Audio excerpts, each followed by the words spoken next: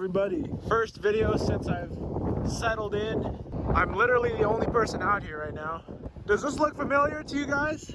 Any of the people that have watched the show called Vinland Saga? Historically, this is actually Vinland. Newfoundland is actually Vinland.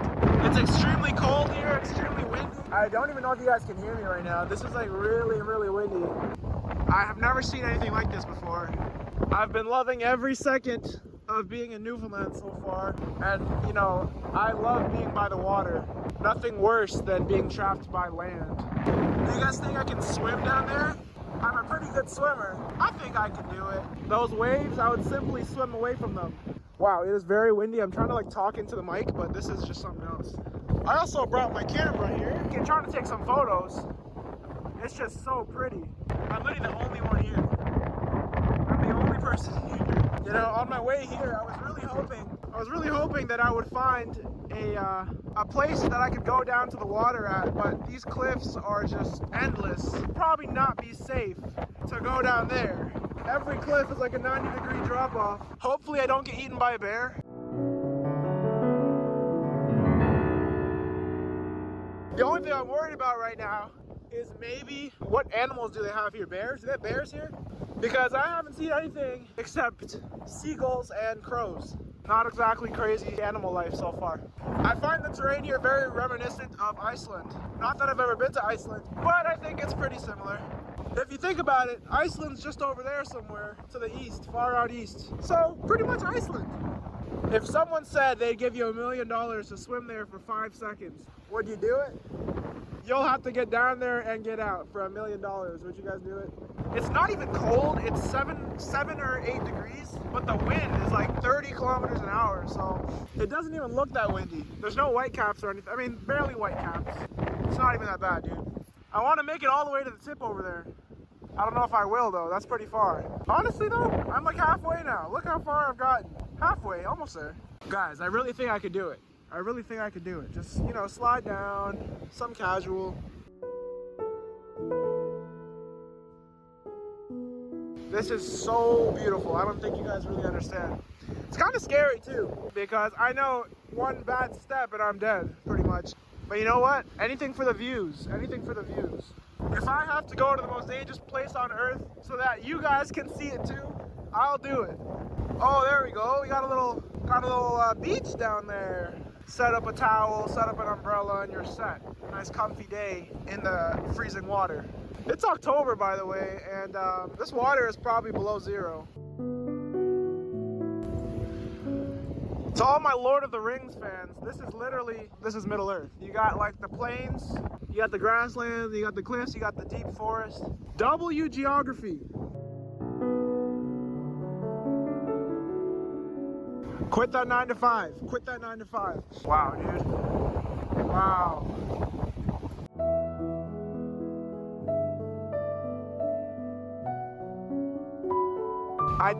I think they could fit a Walmart Supercenter over there or an Amazon warehouse. They could probably fit it like right there. And then maybe the rest of this could be a parking lot.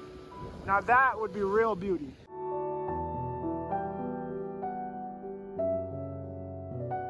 It's beautiful. Guys, come on, come on. This is literally the place from Thorfinn's dreams. With the rolling fields of grass. Come on, dude. We're going over there. We must keep marching. The good thing is, guys, I haven't seen any animal waste. So that probably means there's no animals close here. So I should be pretty safe, in theory. Then again, we'll see if I make it home to edit this video.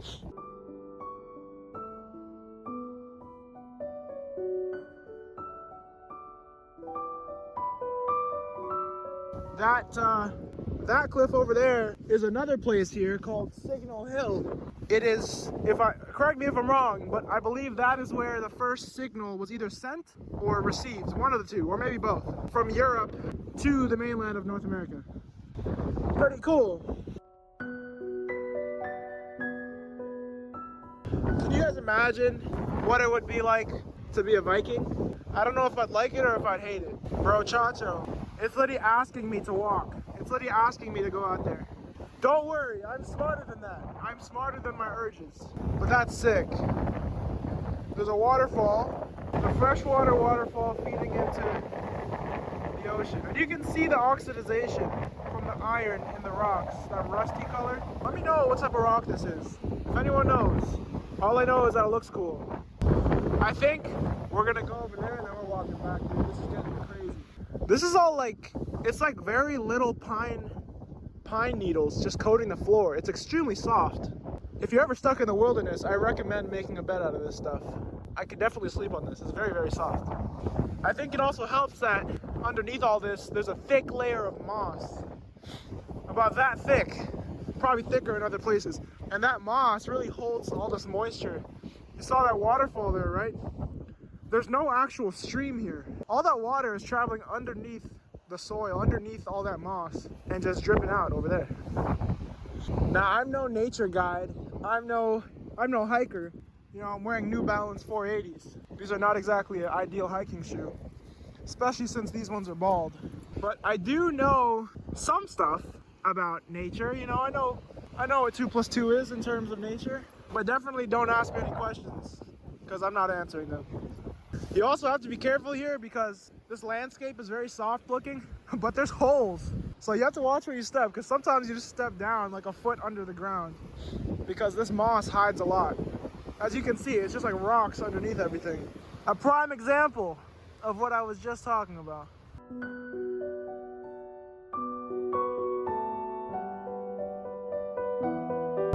I think we found the edge of the map. Look at this. There's a stone wall. I don't know if that's like vampire country and this is like an enchanted wall, but I don't really want to find out, so I'm gonna stay to the right of this wall. There's like kind of tide pools down there I really want to go to, but the smart part of me is telling me that's probably not a good idea, being here solo especially. Not a problem. We're gonna walk back and maybe take a hike up that hill and we'll show you guys what's over there. Our first sign of life. I don't know where he's going, but he's on a mission. May God guide you on your quest. Shout out Michael Scott. Look at these birds, dude. It's so windy they can't even go anywhere. They keep trying to take off and they just, you know, they just stay in the same place. They have this technique they're doing where they rise up and they dive down really fast. And just at the last second, they go forward. Just enough velocity to go forward before the wind pushes them back again. Pretty smart. Then again, if I'm also not wrong, crows are one of the smartest birds out there. So good on them.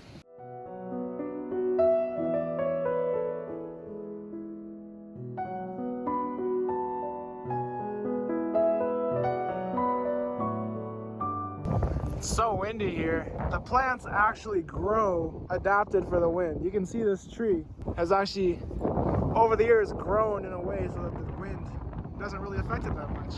And same for all this stuff. It's just so pretty here, guys. I wish you guys could actually like see what I'm seeing, because I feel like the camera is gonna wash out a lot of the color. You guys won't actually understand what it's like to be here. You guys can't feel the cold. You guys can't feel the wind. You guys can't hear the waves crashing. But I hope the video is doing it justice, at least some justice, because it is way too pretty here to not see it. We made it to the car.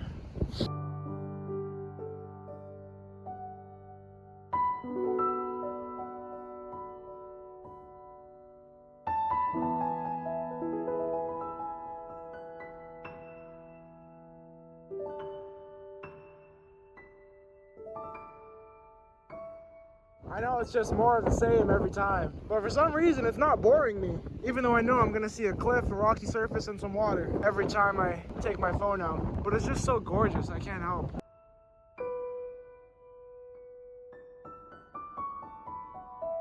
So let me know what you guys think. I think this is truly where Vinland was, where it was meant to be.